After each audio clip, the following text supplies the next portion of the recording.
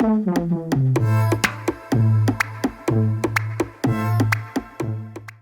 hi, welcome back to Miss Luna Speaks. I'm Miss Luna. Welcome back to my channel. Happy to have you here. Sorry it took so long for this video. Sorry it took so long for this video. I'm still new to filming, so the last video I did, I was happy I put out, but I was also super nervous. So to everyone who watched it, thanks. So let's get to it. All right, so number 5 is Pinocchio. So Pinocchio came out in 2022, and it's not that I hated it, it's just that it was boring. It was boring. So basically, boom, Geppetto is basically the whole reason why Pinocchio ends up in this situation. I blame Geppetto just because, I understand you're sad, your first kid's sick, he dies, I get it, you don't have a wife. You're hoarding all these clocks and you're staying in, you're staying in your house and you're hoarding these clocks, and it's just like, he's not well. He's not well. And I get that, I get that. So my thing is this. If you wish for a kid and you get it and you know it's a puppet, why would you not make sure you walk your new child puppet to school? It's just like, this puppet knows nothing. Like, would you just like set like the first day a baby is born, just like the next day, okay baby, go off to, no, like the kid has to learn things before it can just go off into the world. And Geppetto should know that at his big age. You would think he would know that, but no. And so Jiminy Cricket, on top of that, is sleeping on the job. So again, between Geppetto and Jiminy, I don't really blame Pinocchio. And then, so that brings me to my next issue with it. The main reason why I didn't like it is because I feel like it took away all of the learning lessons that the original Pinocchio gave us. Like, Pinocchio doesn't really learn that lying is bad. He just learns that it can get him out of certain situations. And then those situations, like, he wasn't, you know what I mean? A lot of it was lost. Like, But what they should have did instead was, boom, they should have did the Sword in the Stone. And they can still do it. Sword in the Stone is super old. It came out in like the 60s. And it's basically, it could be that whole new boyhood story, but coming of age, boy and mentor, and choices that boys have to make, and when it comes to their careers and what they want to do in life, and the lessons they learn along the way about love and focus and commitment. Because honestly, in my opinion, I don't think that young boys have enough coming of age stories. Like, we have superhero movies, we have, some family movies, but we don't really have any, like, boyhood stories. You know what I mean? Like, I know back in my day we had, like, Even Stevens. I know we had, like, there should be more, is what I'm saying. Boom. If they would have done Sword and Stone and the Sword and the Stone instead, then that could have opened the door to all types of, just magical, movie making. You've got wizard battles, you've got transfiguration. Look at me using the Harry Potter word.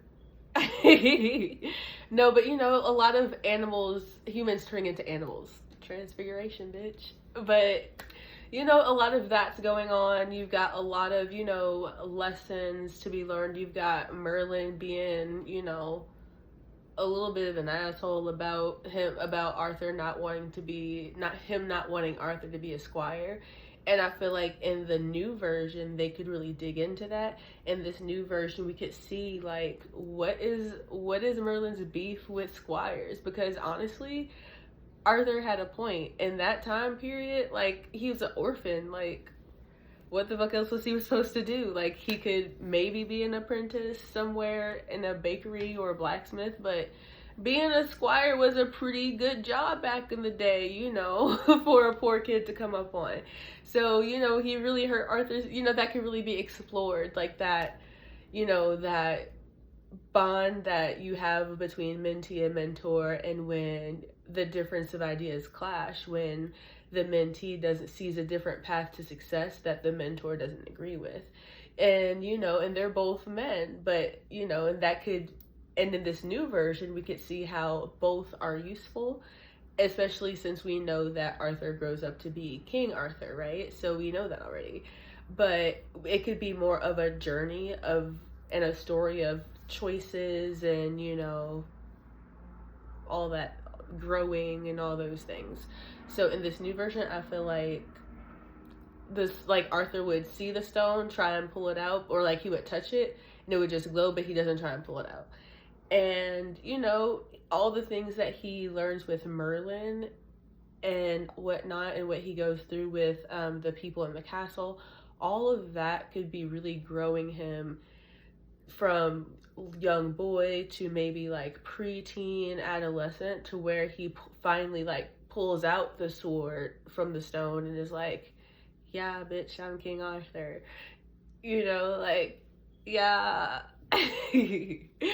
And so, boom, that would be that. For Madam Mim, I'm thinking we could have Rebel Wilson, because I think that she could really make that a comedy role without having it play on the whole ageism, women witches are crazy type deal.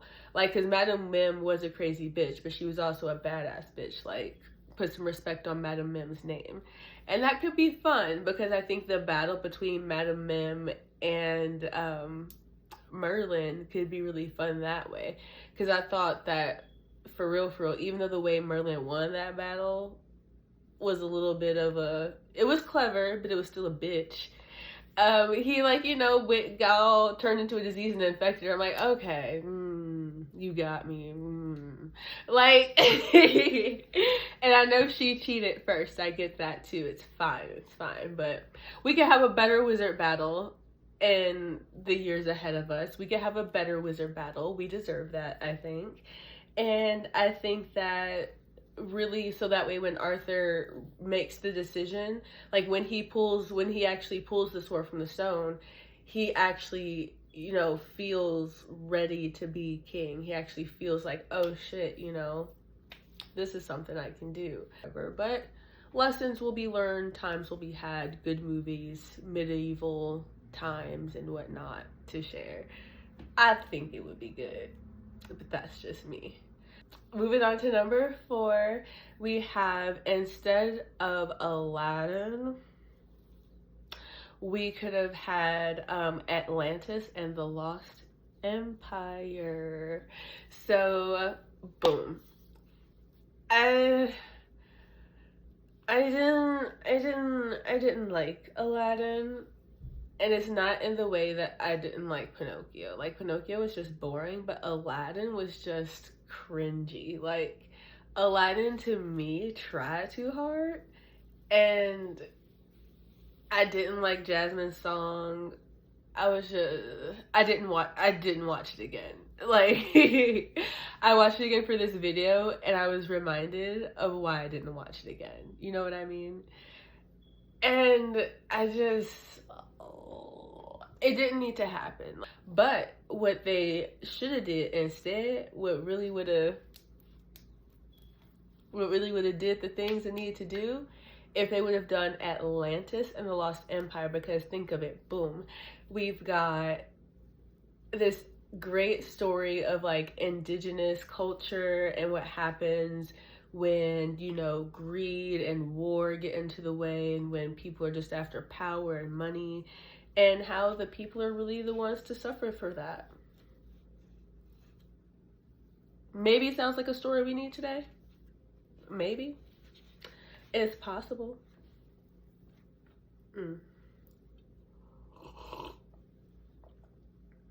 But I think that it would have been fun to see how they would have built the city of Atlantis in real life. It would have been good to see an opportunity to cast a lot of indigenous actors from around the world. It would have been fun to, it just would have been a really fun story, of course, because think about like the technology, like those cool like little water ships and shit that they had in there. That was cool. Like think about how all that would be, like that would eat in live action. And it just would have been a better story. And if Disney was set on, you know, not changing the story too much, they could have done that with Atlantis and it would have been just fine. Because with Aladdin, they're so beloved. Like Aladdin, Beauty and the Beast, like these are your most, Lion King, these are your most beloved films. And so to make carbon copies of them, you either have to make it better and fantastic or don't make it at all. You know what I mean? If you're just giving us carbon copies of the same shit in live action, that's boring to me. Sorry. But if you're going, but I feel like what they should have did was take their cult classics, like the ones that, the movies from back in the day that really snapped, but were just too early for their time, and reintroduce those. Or you could do a reimagining instead of just a copy paste, you know, because again, so I think that it just would have been much better to have Atlantis. Like think about it, like when Keto rose up in the air, like come on, live action, like stop, come on. It's an opportunity for fresh faces, and it just would have been a better story and a more authentic one, especially from what we got with like the second Avatar, what we got with the second Black Panther. But I digress.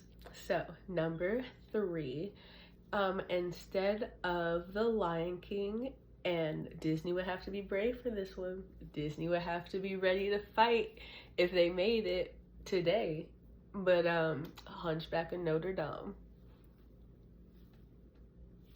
Hunchback of Notre Dame. So boom, if we have a live remake of that, like first of all, think about what that movie was about. Like that movie came out in like what, 97?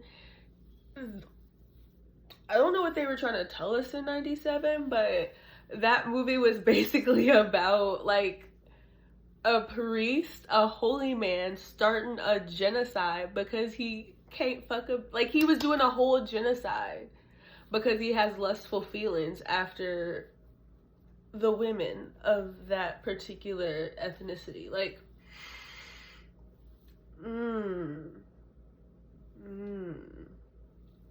Disney would have to be brave, because again, it would talk about the dangers of religious fanaticism versus real spiritual belief, because Esmeralda like still found solace and sanctuary in the church, but her people, the Romani, they have their own beliefs as well. So it's just like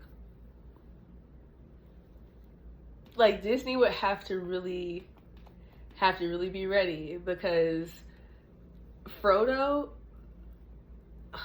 not Frodo, the priest.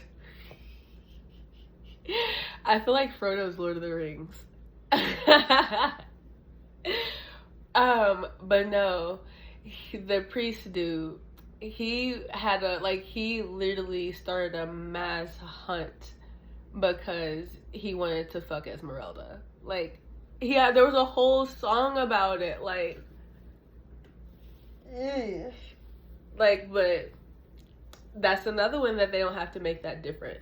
I would, however, like to, if they did that, I would like to see justice for my homie Quasimodo, because he got no justice in the first nor second one. You know, Esmeralda wasn't checking for him in the first one after he saved her life, which she's not obligated to do that. It's fine. But the second one, okay, girl.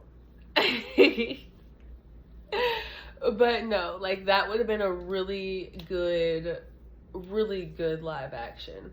And it could be a little dark, because honestly, the initial Hunchback of Notre Dame was dark, but it's still a classic. It's still got bops. Like, it could really send a message, you know, about the uprising of religious fanaticism that's going on today, that's like trying to force its way into our rights and shit, you know.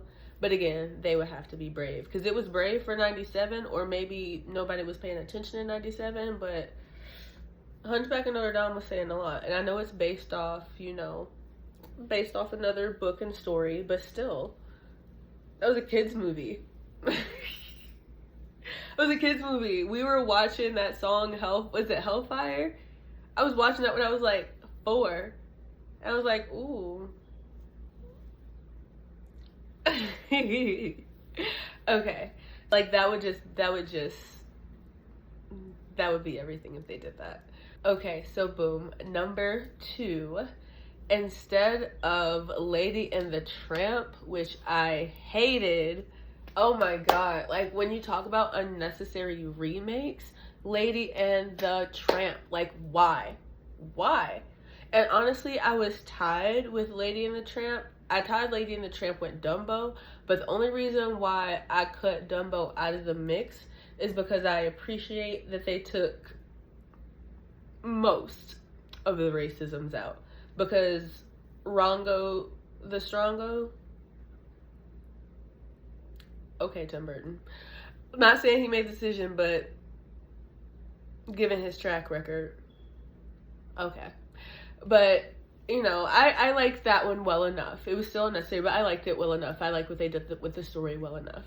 But Lady and the Tramp, girl.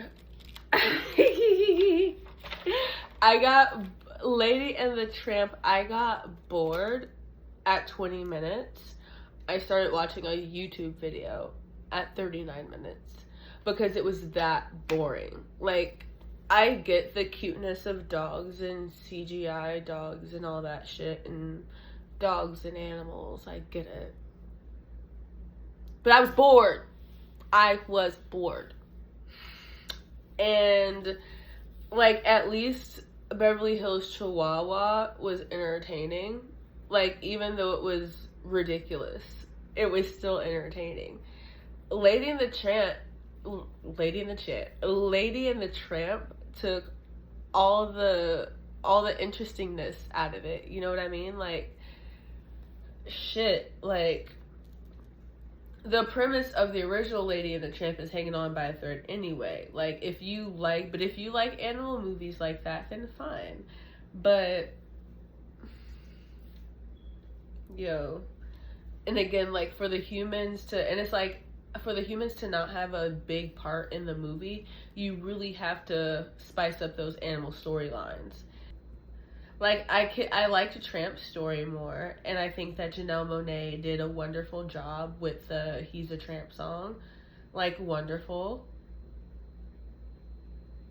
Love Trusty. It was just boring. So, what they should have did instead was they should have done Oliver and Company. Boom. So, Oliver and Company is coming up on its like 35-year anniversary.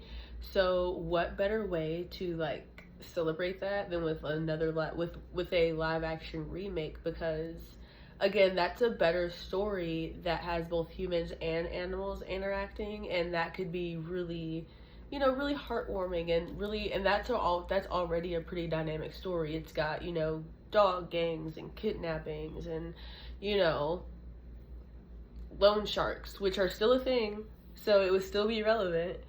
So I feel like, boom, why not do that now? Billy Joel is still here as of this recording, and Bette Midler is still here as of this recording, so we can still have Dodger and Georgette. But it could be fun. They could add new songs, because the other songs were already dope. So, and Billy Joel is still popping, so that leaves new room for new collaborations. Like, that's a new story that you could really put a twist on it. You see that? No, but no, it's a story that really could use another pep in its step. It came out way back in the 80s, so it could use another revamp. And I just think that would be cute. That would be nice. That would be fun. It would be fun.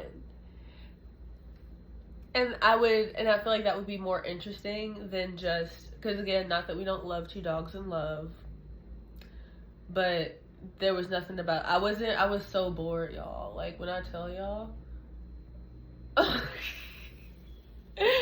was so bored.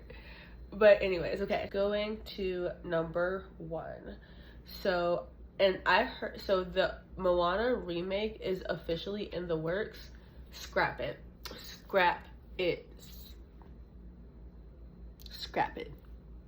Okay? Because it's been, like, that movie came out, like, either, like, a year before my daughter was born, or the year my daughter was born. One of the two. But she's 6 now. So, why is it getting a remake? Like, are you bored, Dwayne? Do they owe you a favor, Mr. Johnson? Like, Disney, like, what do y'all owe this man? Like, what's going on? Like,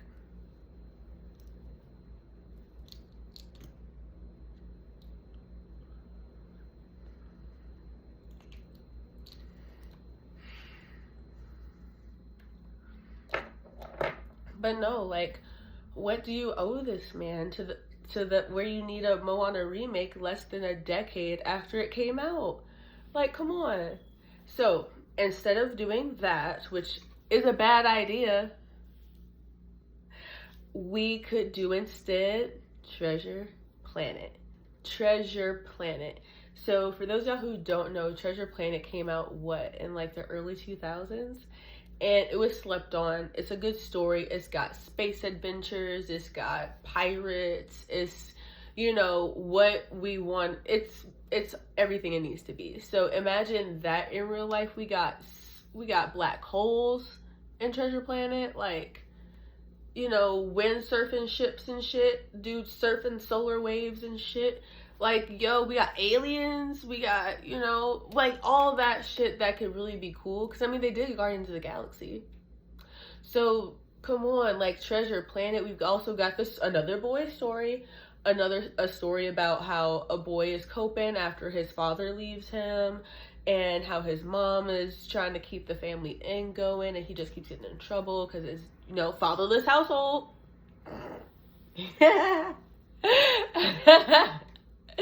No, but for real though, like, that's what the story is really coming from a different perspective of, how this young man is faring with the fact that his dad just, like, peaced out on him, like, literally in front of him, like, on the ship, peaced out. And so he bonds with this pirate, that has a heart of gold, that has to be discovered and all that shit. So that, again, this another mentor-mentee type of deal. Like, and then he comes out a captain in the end, and it's all good and all that jazz. But come on, like, who doesn't want to see a fucking space battle treasure hunt? Like, I want to see a windsurfer on some solar winds. Like, come on. Like, Disney. And again, that was a cult classic where if you saw it, you saw it. If you didn't, you didn't. Like, come on. Like, that treasure is owed me by thunder.